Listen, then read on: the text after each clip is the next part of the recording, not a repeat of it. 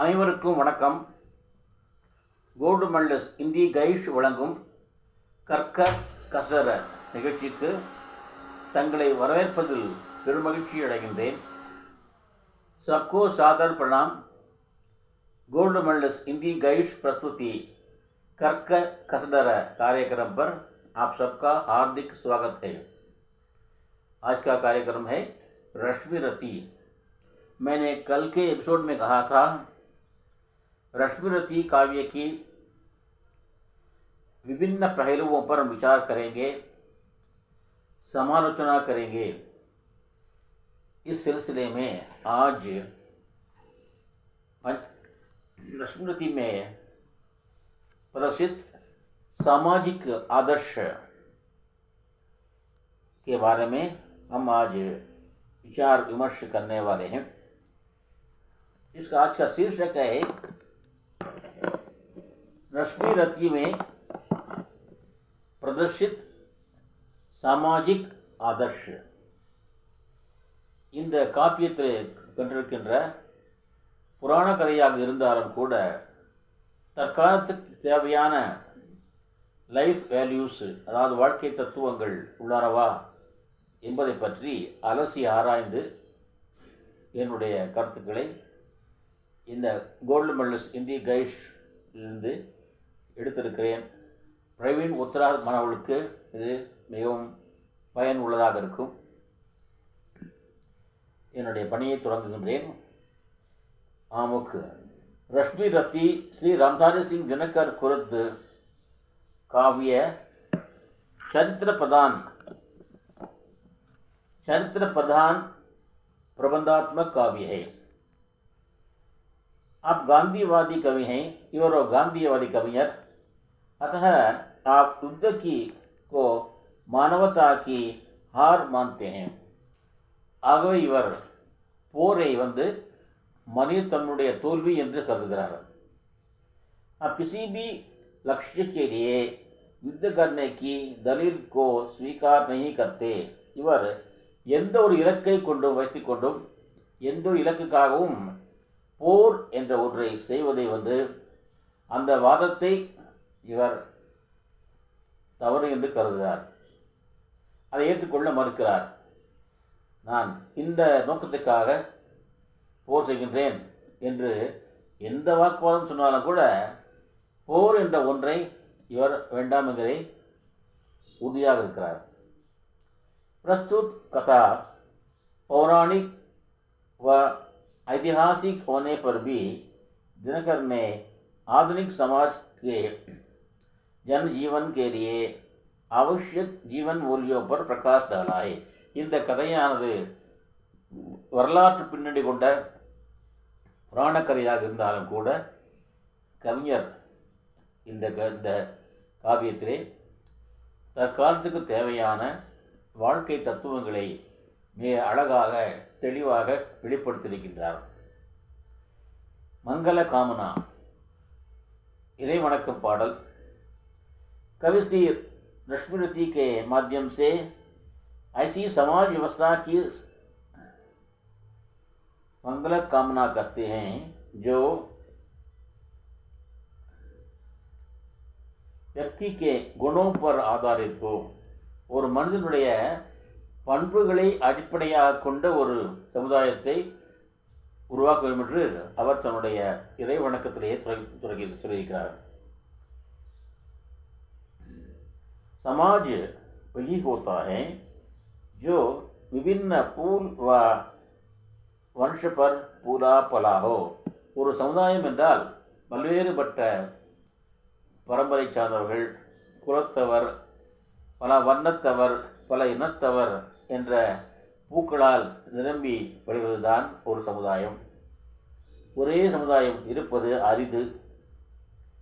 ஆகவே கவிஞர் குலக்கி நீதிக்கா வர்ணன் கர்த்தே, ஒவ்வொரு குலத்தினுடைய நீதியை பற்றி வர்ணிக்கிறார். இப்பொழுது குலம் என்று சொல்கிறோமோ, எது குலம் என்று பற்றி அவர் சொல்கிறார். ஊச் நீச் கா பேத் நா மானே வஹி சிரேஷ்ட ஞானி ஹை. எவன் ஒருவன் உயர்ந்தவன் தாழ்ந்தவன் என்ற வேறுபாட்டை ஏற்றுக்கொள்ளவில்லையோ, மறுக்கிறானோ, அவன்தான் ஞானி. தயா தர்ம ஜிஸ்மே ஹோ சப்சே வகி புண்ணிய பிராணிகை. எவரிடம் இரக்கம், தர்மம், நியாயம் இருக்கிறதோ அவன்தான் எல்லாவற்றை விட புண்ணியமான பிராணியாவான். क्षत्रिय वही बरी हो जिसमें निर्भयता की आग. எவனிடம் அச்சமின்மை என்ற நெருப்பு நிரம்பி இருக்கிறதோ அவன்தான் क्षत्रियन. सबसे श्रेष्ठ वही ब्राह्मण है वो जिसमें तप त्याग.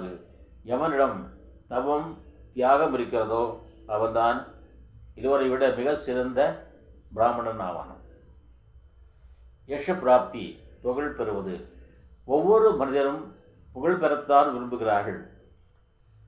சொத்து என்பது அப்பாற்பட்டதாக இருந்தாலும் கூட புகழ் மிக முக்கியமானதாகும். அது எப்படி பெறுவது? யஷ பிராப்தி கா ஆதார் குல கோத்திர நஹி கர்ம் ஹி ஹை. புகழை பெறுவதற்கான அடிப்படை குலமல்ல, கோத்திரமல்ல, செயல்தான். அன்னை தெரசா அவர்கள் வெளிநாட்டில் பிறந்தாலும் கூட இந்தியாவுக்கு வந்து இந்த லெப்பசி என்று சொல்லப்படுகின்ற அந்த நோயாளிகளை மிக அன்பாக கவனித்து கொண்டார். அதற்காக தன்னுடைய வாழ்க்கையை அர்ப்பணித்து கொண்டார். இதுவே வாழ்க்கை. ஆகவே அவருடைய வாழ்க்கை மிக தெய்வீக வாழ்க்கை. அவர் தெய்வமானார். அது காரணம் வந்து அவருடைய செயலே தவிர அவருடைய செல்வம் அல்ல, பணம் அல்ல, அவருடைய நாடு அல்ல, குலம் அல்ல, கோத்திரம் அல்ல.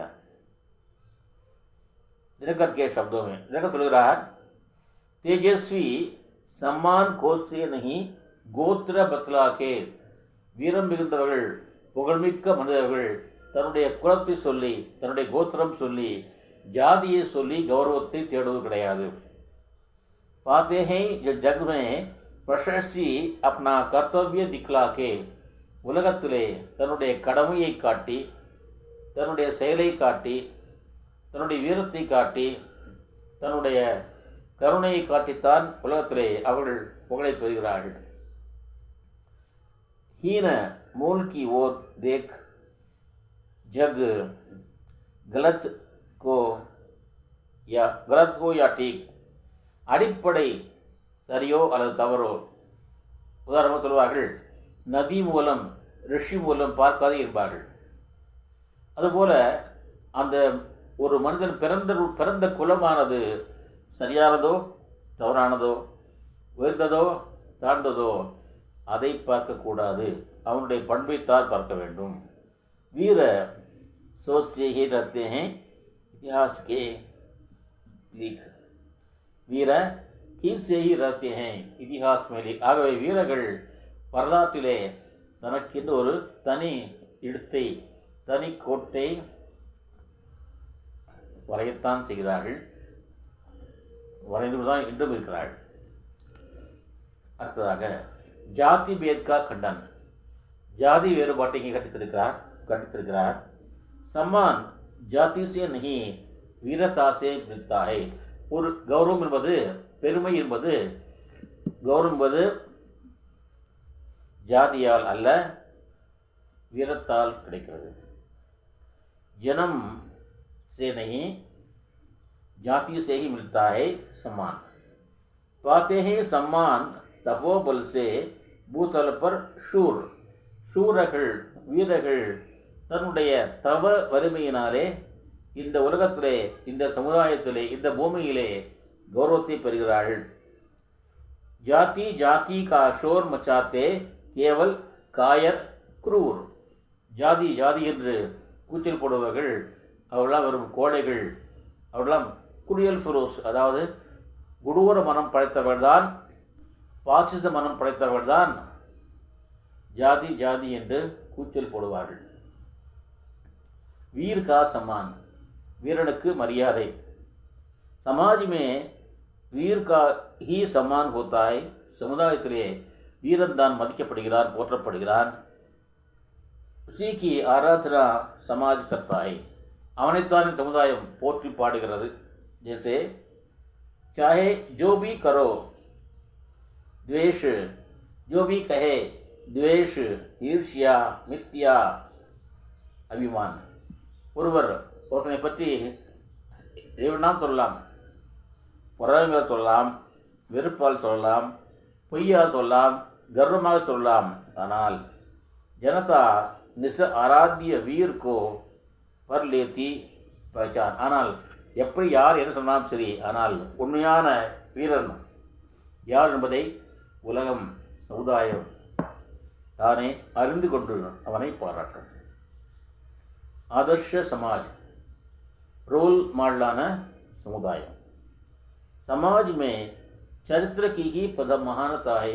சமுதாயத்திலே ஒடுக்கத்துக்கு தான் உயர்வு இருக்கிறது. अपने को बड़ा मानने वाला बड़ा नहीं. தன்னைத்தானே பெரியவன் என்று சொல்லிக் கொள்பவன் உண்மையிலே பெரியவன் அல்ல. अपने गुण अवगुण पहचान कर चरित्रवान बनने से ही मनुष्य जीवन की महानता है. தன்னுடைய நிறை குறைகளை அறிந்து கொண்டு அதை நல்லவற்றை ஏற்றுக்கொண்டு அதை பிறருக்கு சொல்லுகின்ற அந்த ஒழுக்கம் உள்ளவன் தான் உயர்ந்தவன். அந்த அந்த மனிதனுடைய வாழ்க்கை தான் உயர்ந்த வாழ்க்கை. दूसरों அவகுண் தேக்கனையுமே நகி. அடுத்தவருடைய தீய குணங்களை பார்ப்பதிலே கிடையாது. கபிதாஸ் சொல்வார், புராஜோ தேக்கன் மைச்சலா புரானா மிலியா கோய் ஜோ தில் கோசா ஆப்னா முஸ்ஸா புரானா கோய் என்பார். நான் கெட்டவன் யார் என்று தேடிக்கொண்டு போனேன், ஆனால் எனக்கு கெட்டவர்கள் யாருமே கிடைக்கவில்லை. கடைசியில் நான் என்னுடைய உள்ளத்திலே தேடி பார்த்தேன், அப்படிதான் தெரிந்தது என்னை காட்டிலும் கெட்டவன் வேறு யாருமே இல்லை என்று. அதுபோல ஒரு மகாபாரத கதை. ஒரு பெரிய கூட்டம் நடந்து கொண்டது. அந்த கூட்டத்திலே நிறைய பேர் அமர்ந்திருந்தார்கள். அதிலே துரியோதனன் பேச எழுந்தான். கூட்டத்தை பார்த்த பொழுது அந்த கூட்டத்திலே நல்லவர்களே யாரும் இல்லை என்று அவனுக்கு தோன்றியது. அதே போல் தர்மர் எழுந்தார். அவர் அந்த கூட்டத்தை பார்த்தார். அந்த கூட்டத்திலே கெட்டவர்களே யாரும் இல்லை என்பது தெரிந்தது. ஆகவே நல்லவர் கெட்டவர் என்பது நம்முடைய பார்வையாக தவிர வேறு எதிலும் கிடையாது. ஆகவே அடுத்தவருடைய குறைகளை பார்ப்பதை விட நம்முடைய குறைகளை கண்டறிந்து அதை நீக்குவன் தான் உயர்ந்தவன். உன்னையே நீ எண்ணிப்பார் என்றார் சாக்ரட்டிஸ். என்னை அறிந்தவனே தன்னை அறிந்தவனே என்னை அறிந்தவனானான் ஆவான் என்கிறார் பகவத்கீதாவிலே கண்ணன்.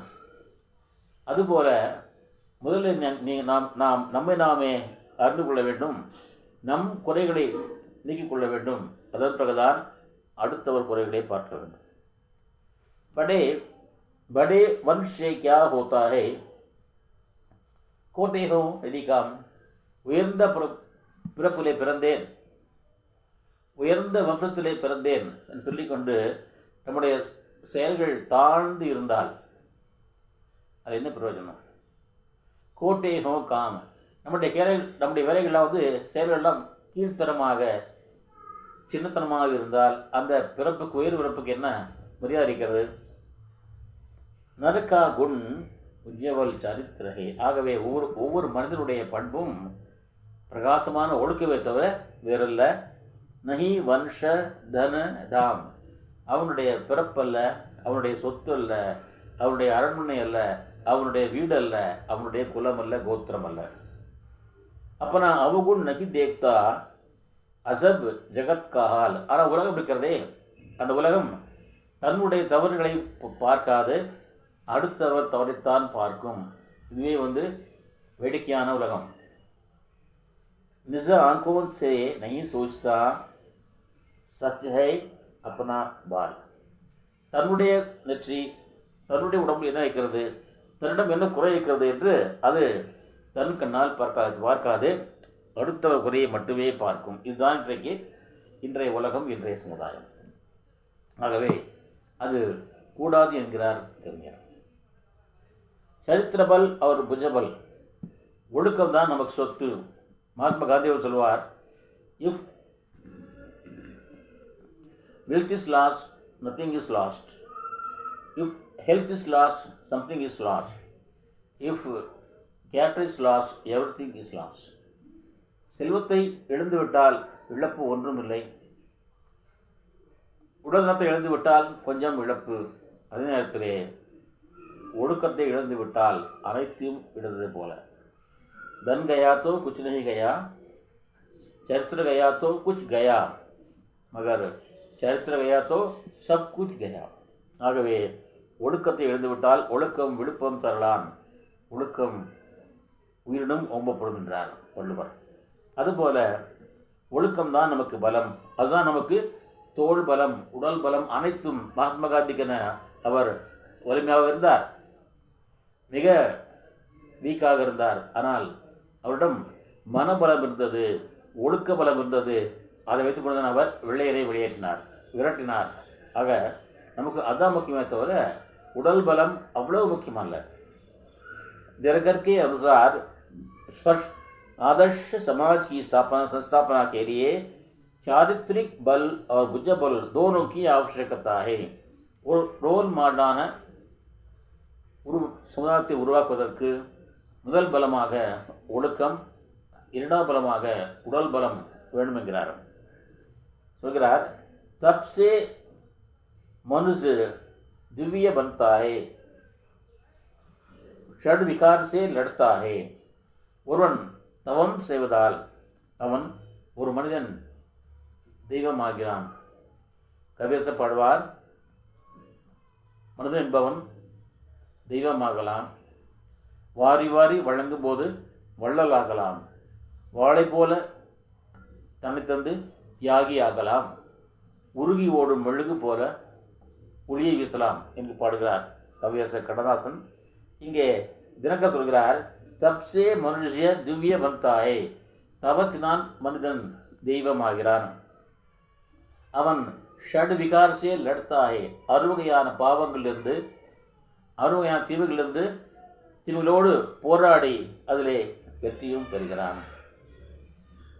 தன் கி சமர் பூமி மே லேக்கின் காம் கடகி கத்தா. அதே இடத்துல போர்க்களத்திலே அங்கே அவனுக்கு தவம் தேவையில்லை, அங்கே வீரம்தான், கத்தி தான் அவனுக்கு வெற்றியை தரும். ஆகவே போர்க்களத்திலே வீரம் வேண்டும், உள்ளக்களத்திலே உளம் என்ற களத்திலே தவம் வேண்டும்.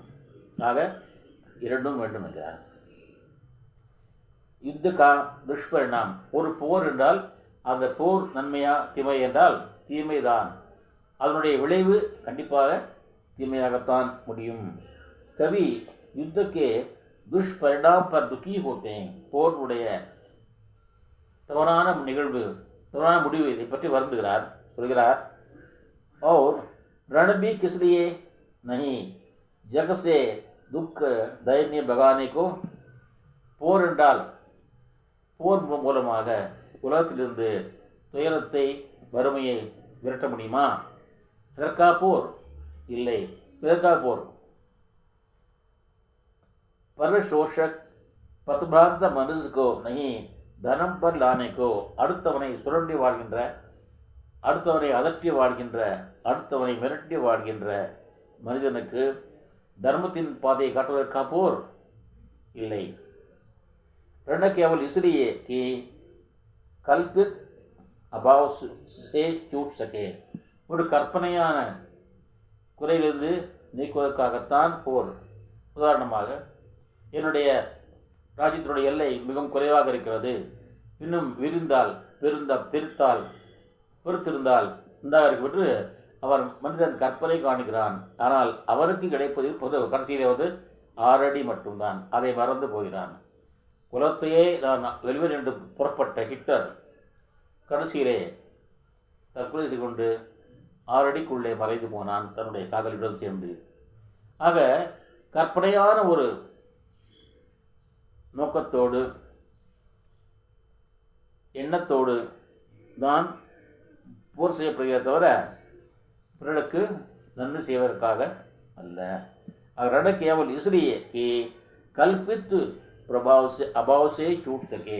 எனக்கு இந்த குறையாக இருக்கிற கற்பனை வெறும் கற்பனை தவிர உண்மை கிடையாது. அதிலிருந்து அவன் விடுபடத்தான் போர் செய்கின்றான்.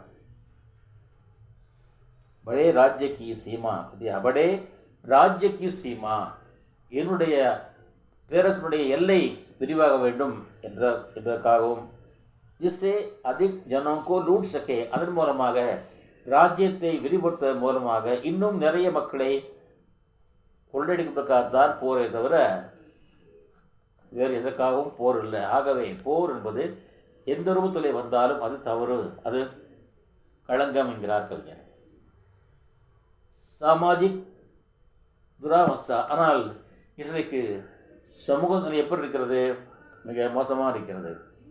கவி சாமாஜிக் துராவஸ்தா பர் கண்டன் கர்த்தாய், சமுதாயத்தினுடைய மோசமான நிலைமையை கண்டு கண்டிக்கிறார். சொல்கிறார், சாரோவோர் லோபு கி ஜுவாலா, நாலா பக்கத்திலும் பேராசை கொழுந்துவிட்டு எரிகிறது. சாரோவோர் போக் கி ஜெய், நாலா பக்கத்திலும் போகத்துக்கு உல்லாசத்துக்கு வெற்றி போடுகிறாள், ஜெய போடுகிறாள். பாப பார் சே தசி ஜா ரஹி, தரா தல் பல் பல் நிச்சய. இந்த பூமியானது பாவிகளுடைய சுமையால் மெல்ல மெல்ல மெல்ல மெல்ல மெல்ல கீழே உள்ளே போய்கிட்டிருக்கிறது. அதாவது அவருடைய காலால் விதிக்கப்பட்டு கீழே போய்கிட்டிருக்கிறது. ஆதர்ஷ சமாஜ் கே லட்சன். சரி, நான் காணுகின்ற அந்த லட்சிய சமுதாயம் எப்படி இருக்கணும் என்று சொல்கிறார் பாருங்கள்.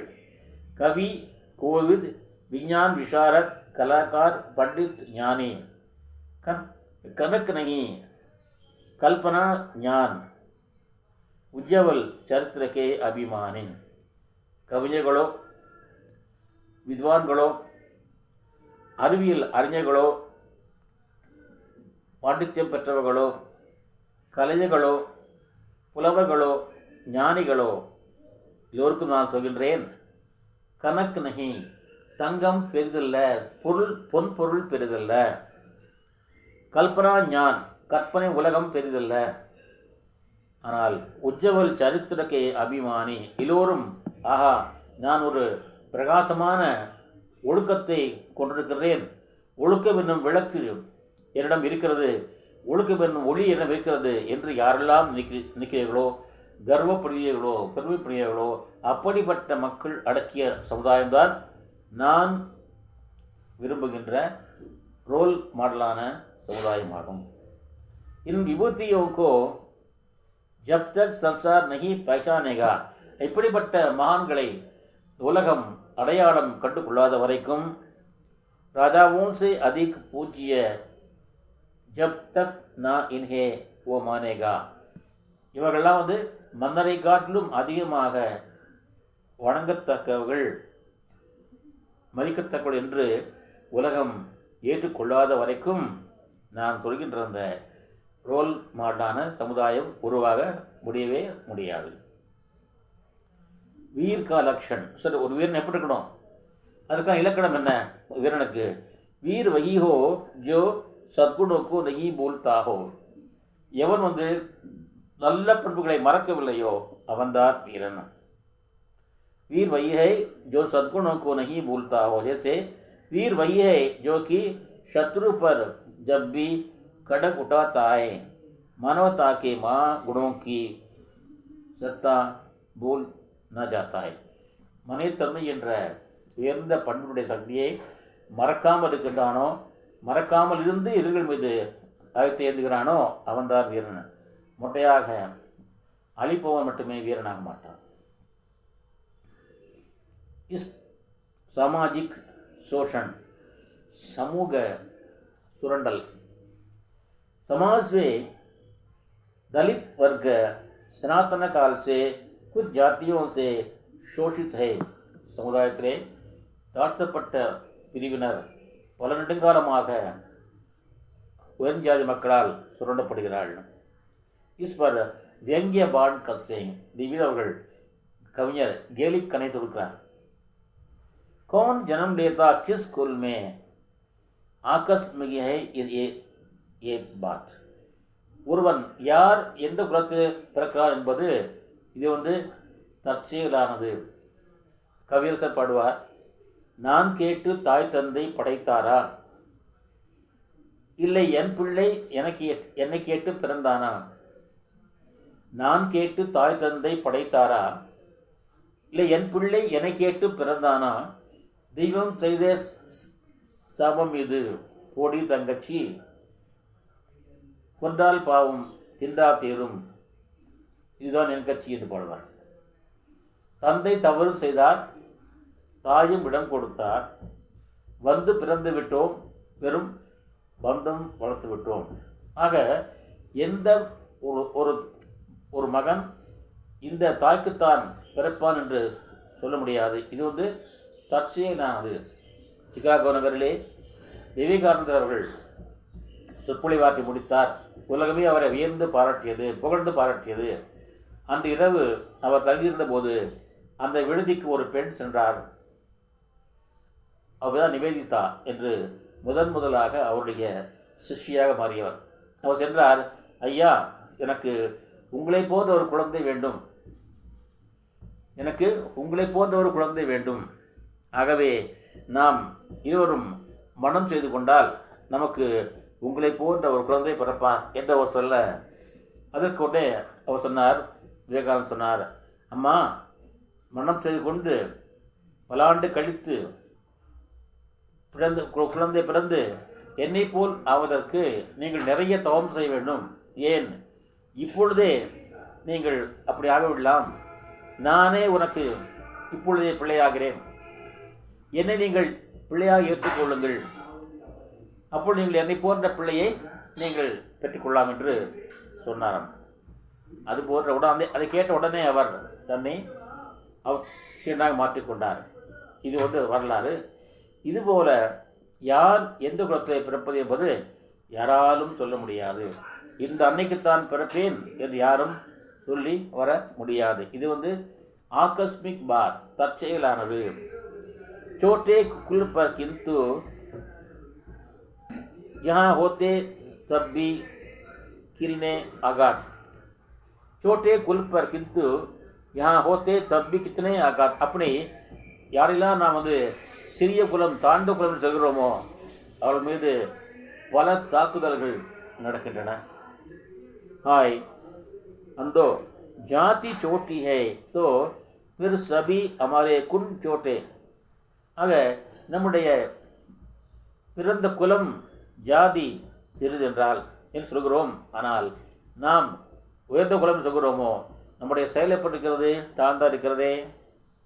ஜாதி வரி படி தோ படே பனே வே ரே லாக் சாயே கோட்டே. ஆனால் எவ்வளவு சின்னதாக இருந்தால் சரி, உயர்ந்த பண்புகள் இருந்தால் அவர்கள் தான் பெரியவரை தவிர, அவர்கள் தான் உயர்ந்த குலமே தவிர, குலம் என்று சொல்லிக்கொண்டு தாழ்ந்த வேலையை செய்து கொண்டிருந்தால் அவர்கள் உயர் குலத்தவர்கள் ஆக மாட்டார்கள். मानव शक्ति, मनिय शक्ति, मानव की अमिट शक्ति असंभव को भी संभव बना सकता है. மனிதனுடைய அசைக்க முடியாத சக்தி என்பது இம்பாசிபிளை கூட பாசிபிளாக மாற்ற முடியும், நடக்க முடியாததை கூட நடக்கக்கூடியதாக மாற்ற முடியும். जैसे गुण बड़े एक से एक प्रखर है छिपे मानव के भीतर. மனிதனுக்குள்ளே எத்தனையோ பெரிய பெரிய குணங்கள் அடங்கியிருக்கின்றன, அது நமக்கு தெரியாது. மானவ் ஜப் ஜோர் லகாத்தா ஹை பத்தர் பானி பன் ஜாத்தா ஹை. ஆனால் மனிதன் தன்னுடைய வலிமையை காண்பித்தால், பலத்தை செலுத்தினால், ஈடுபடுத்தினால் கல்லும் கூட கரைந்து விடும். கல்லும் நீராகும், கல்லும் நீராகும். அதாவது எவ்வளவு கஷ்டமான காரியமாக இருந்தாலும் கூட தன்னுடைய பலத்தை செலுத்தினால் கண்டிப்பாக மனிதனால் வெற்றி பெற முடியும். அதாவது விடாமுயற்சியின் மூலமாக நடக்கக்கூடாதை கூட நடத்தி காட்ட முடியும், சாதிக்க முடியாதை கூட சாய்த்து காட்ட முடியும் என்கிறார். தான் கி மகிமா. பிறந்த ஒருவனுக்கும் தானம் செய்ய வேண்டும், பிறருக்கு உதவ வேண்டும். அதுவே உயர்ந்த பண்பு. அதனுடைய பெருமையை சொல்கிறார் கவி. जगत जीवन में जगत जीवन नश्वर है, दाने ही अमर होते. இந்த உலக வாழ்க்கை அழியக்கூடியது. கோவை மாவட்டத்திலே கோயம்புத்தூரிலே ஒரு தொண்டு நிறுவனம் இருக்கிறது. அந்த நிறுவனத்திலே அதன் பெயர் சாந்தி சோஷியல் சர்வீஸ் என்பது. அவனுடைய உரிமையாளர், அதை நிறுவியவர் காரிலே போய்கொண்டிருப்பார். காரில் போய்கொண்டு முன் சீட்டை அமர்ந்து கொண்டிருப்பார். தன் பக்கத்திலே ஒரு பெரிய ஒரு பண 100 ரூபாய் நிரம்பிய ஒரு பையை வைத்துக் கொண்டிருப்பார். கார் போகின்ற வழியிலே யாரெல்லாம் எளியவர் திரும்புகிறார்களோ அவர்களுக்கு அந்த ரூபாய் எடுத்து கொடுத்து கொண்டே போகிறார். இன்றைக்கும் அவர் போல் அங்கே வரப்படுகிறது. இன்றைக்கும் அவர் மெடிக்கல் சென்டர்,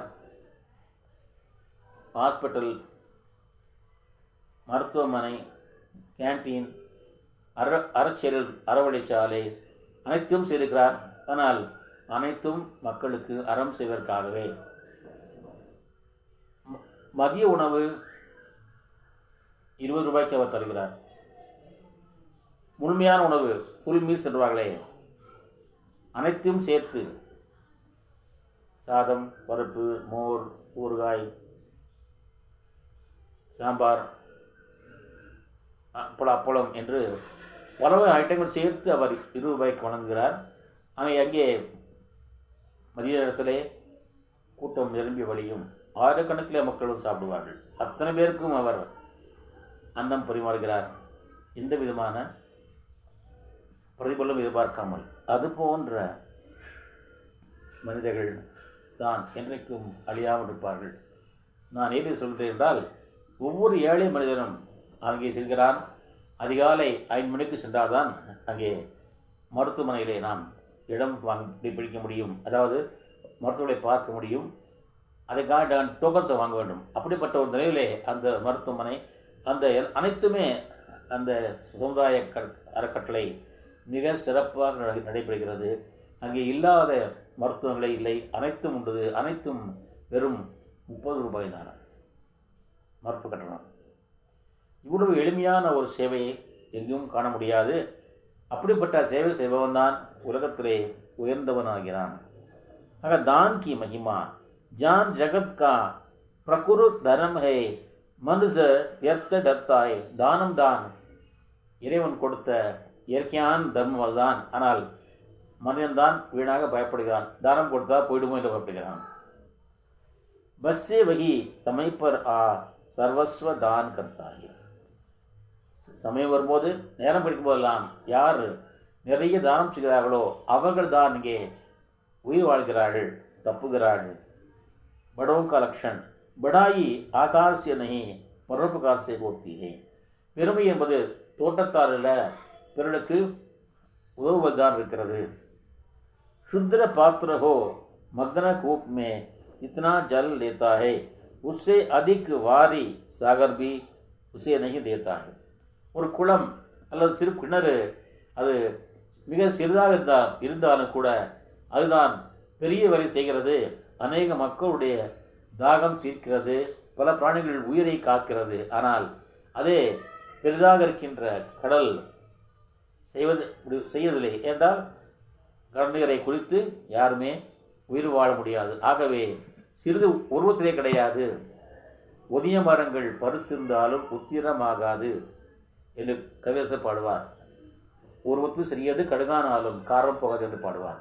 ஆக சிறிதாக இருந்தாலும் கூட எது பிறருக்கு பயன்படுகிறதோ அதுவே பெருது. பாக்யவாதுக்கா கண்டன்.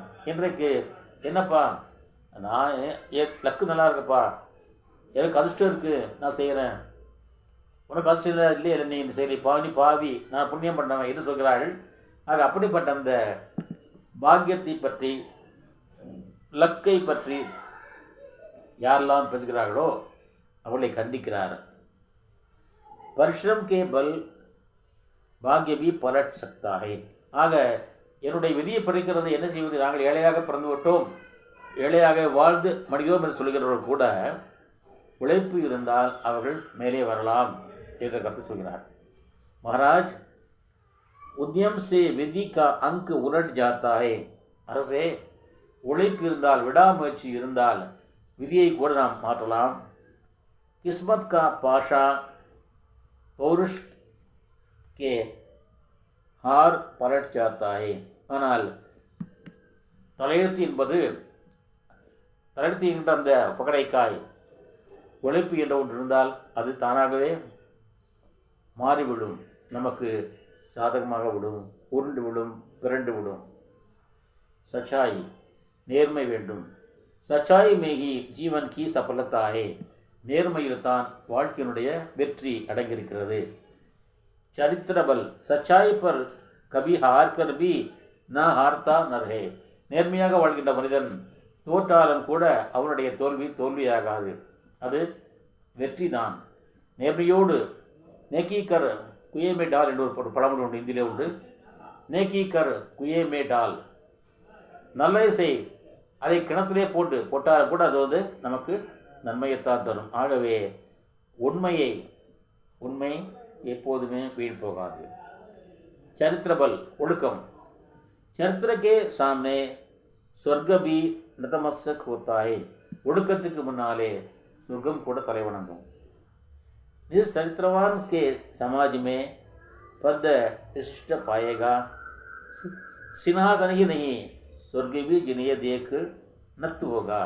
சிம்மாசனம் மட்டுமல்ல, சொர்க்கம் கூட ஒழுக்கவாதியை பார்த்து தலைவணங்கும். சாந்தி ஸ்தாபனா, கடைசியாக அமைதியை நிறுவது. அதே நேரத்தில் சார்வஜனிக் குற்றத்தா, சமூக வஞ்சகம். राजनीति में छल प्रपंच ही की जीत होती है. மகாபாரத போர் இதற்கு உதாரணம். அந்த அரசியலே அந்த வஞ்சகம்தான், சூழ்தான் இங்கே வெற்றி பெறுகிறது. ஆனால் அது வாழ்க்கைக்கு உதவாதது. क्या सत्य ही जय के लिए केवल नहीं बल चाहिए, क्या कुछ बुद्धि का भी घात, कुछ चल छद्म कौशल चाहिए. வீரம் இருந்தால் மட்டும் போதாது, அங்கே என்ன வேண்டும்? தந்திரம் வேண்டும், வஞ்சகம் வேண்டும் என்று அங்கே மகாபாரதத்திலே கற்றுத்திருக்கிறார் கிருஷ்ணர் அவர்கள். ஆனால் அது சமுதாயத்துக்கு ஒத்து வராது. ஆகவே சமுதாயத்துக்கு என்ன வேண்டும் தெரியுமா? சாந்தி ஸ்தாபனா, அமைதியைத்தான் நிறுவ வேண்டும். யுத்த ஹிம்சா கா பிரதீக் ஹை. ஆக போர் என்பது simple of the violence, symbol of the violence. इस कलयुग में हार हमेशा मानवीय मूल्यों की होती है. जीत हमेशा மானவீய மூல்யோங்கி होती है. யாருக்கெல்லாம் லைஃப் வேல்யூஸு, வாழ்க்கை தத்துவங்களை அறிந்து அதன்படி நடக்கிறார்களோ அவர்களுக்குத்தான் வெற்றி கிடைக்கும், மற்றவர்களுக்கு தோல்விதான் கிடைக்கும். மானவத்தாகி மிட்ஜாயகி பிறர் விஜய சித்தி கியா லாயகி. எல்லா மனிதர்களையும் அழித்துவிட்டு மனிதத்தன்மையை அழித்து விட்டால் நான் வெற்றி பெற்றேன் என்றால் அந்த வெற்றி என்ன தரப்போகிறது? ஒன்றும் தராது. அந்த மனிதத்தன்மையை அடித்துவிட்டு கிடைத்த வெற்றியால் எந்த புண்ணியமும் கிடையாது. கர்மயோ கடைசியாக கண்ணனுடைய கர்மயோகத்துக்கு வருகிறார். ये जीवन त्याग और कर्तव्य निष्ठा के बल पर ही पूर्णता प्राप्त कर सकता है. இந்த வாழ்க்கை என்பது தியாகம், கடமை உணர்ச்சி இவற்றுடைய பலத்தால் தான் நிறைவு பெற முடியும், முழுமை பெற முடியும். अतः कवि कर्मयोग की साधना पर जोर देते हैं. ஆக கவிஞர் இங்கே கர்மயோகம்தான் வெற்றி பெறும் என்று இங்கே வலியுறுத்துகிறார். சொல்கிறார், कर्तव्य है कि शूर जो चाहे कर सकता है. வீரன் எதையும்னா செய்யலாம், ஆனால் அது கடமை இல்லை. நியத்தி பால் पर पुरुष पाँव निज बल से दर सकता है. தன் சொந்த பலத்தால் தான், தன்னுடைய அமைதியால் தான், ஒழுக்கத்தினால் தான் மனிதன் உலகத்திலே காலடி வைக்க முடியுமே தவிர வேர்த்தால் மட்டும் வைக்க முடியாது. कर्तव्य है कि सूर्य जो चाहे कर सकता है. नियति भाल पर विधि என்ற நேற்றிலே புருஷ் பாவ் நிஜ பல் சே தசக்தா है. தன் சொந்த பலத்தால் அங்கே அவன் சொர்க்கத்தை கால் வைக்க முடியும். இவ்வாறாக நம் வாழ்க்கை பச்சைகளை இங்கே கொடுத்திருக்கிறார் இந்த काव्यத்திலே. निष्कर्ष, दिनकर का उद्देश्य है कि जगत में जाति भेद, शोषण, युद्ध, அகிம்சா ரஹித சமாஜ் கி ஸ்தாபனா ஹோ. தினகருடைய நோக்கம் என்னவென்றால், லட்சியம் என்னவென்றால், இந்த உலகத்திலே ஜாதி வேறுபாடு இருக்கக்கூடாது, சுரண்டல் இருக்கக்கூடாது, யுத்த போர்